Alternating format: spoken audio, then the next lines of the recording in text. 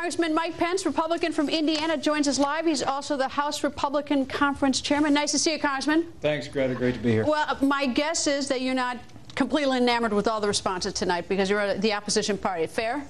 Well, I appreciated the fact that the president struck a responsible tone on the swine flu concern of many millions of Americans.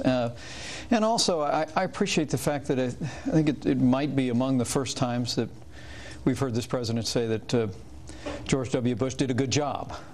It was in the aftermath of the avian flu back in 2005 that the Bush administration and Republicans and Democrats in Congress came together and put together the kind of infrastructure that's given us a chance to respond responsibly and thoroughly today. So I appreciate the president for that. But a lot was missing from this press conference. On the part of the press asking questions, or on a part of the president answering? Because I mean, there's only an hour. You don't get follow-up questions.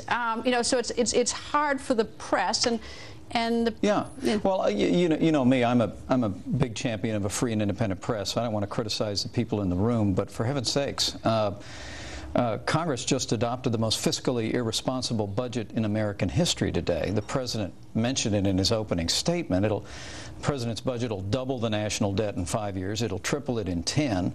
There was no discussion about this borrowing and spending and bailout spree that has dominated the first 100 days. And there were no questions and no discussion about the fact that the president and his party in Congress are planning a national energy tax that will raise the cost of utilities on every American by thousands of dollars a year. My guess is that there were journalists in that room who had those questions, and I mean, it's just so random. And as you sit there and you only have an hour, and not everybody gets a question, but I mean, there's no question the economy and the budget's an important issue. Yeah, and it's regrettably that there isn't the time, and we didn't get the questions. Well, particularly disappointing numbers in the economy came out today, a 6% decline in the economy. And, you know, while we've had a stimulus bill, an omnibus bill, this massive commitment to government deficit spending in the budget that passed today, it was remarkable to me that the borrowing and spending and bailouts that dominated the first 100 days of this administration was not a significant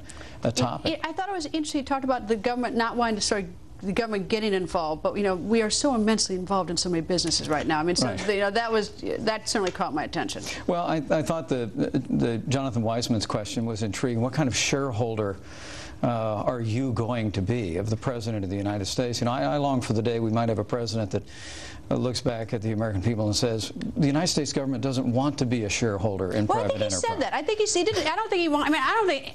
He may see that as the solution, and he may be dead wrong. But I think ideally he probably doesn't want that. I mean, I don't think anybody wants. He may think that that's the solution, but I don't think he thinks it's ideal. Well, that's right. This president is awfully good on tone. I gave him high marks on presentation, but but that doesn't. I mean, that doesn't count. The details are the thing. The details are the thing. We came to March 30th. That was the drop-dead deadline for General Motors and Chrysler. They just extended that again.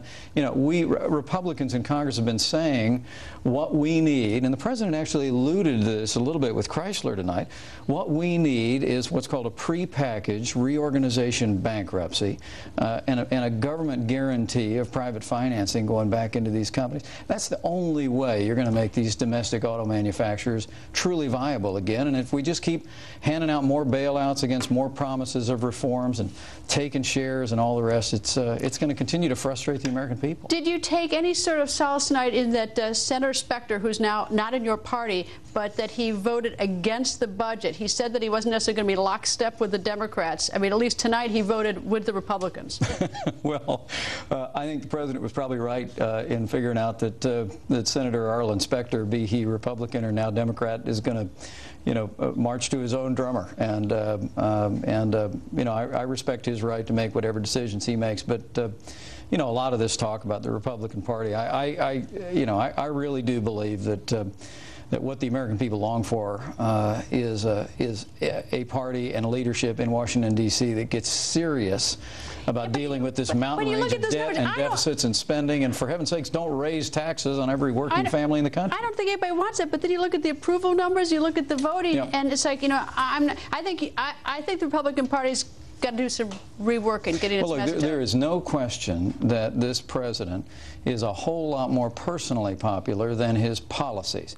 And I understand that. He has a thoughtful presentation. He has a beautiful family. The American people give the new guy on the job time to get his legs. But at the end of the day, I think the concern about this mountain range of debt, well, that may come back to haunt him, and a national energy tax, watch it, Greta. The president himself said a year ago that if his cap and trade bill passed, that utility rates for all Americans would skyrocket, and that national energy tax is going to be a major battle this year. Well, we'll see if this is just simply a honeymoon that he has or not. Anyway, Congressman, thank you, sir. Thank you.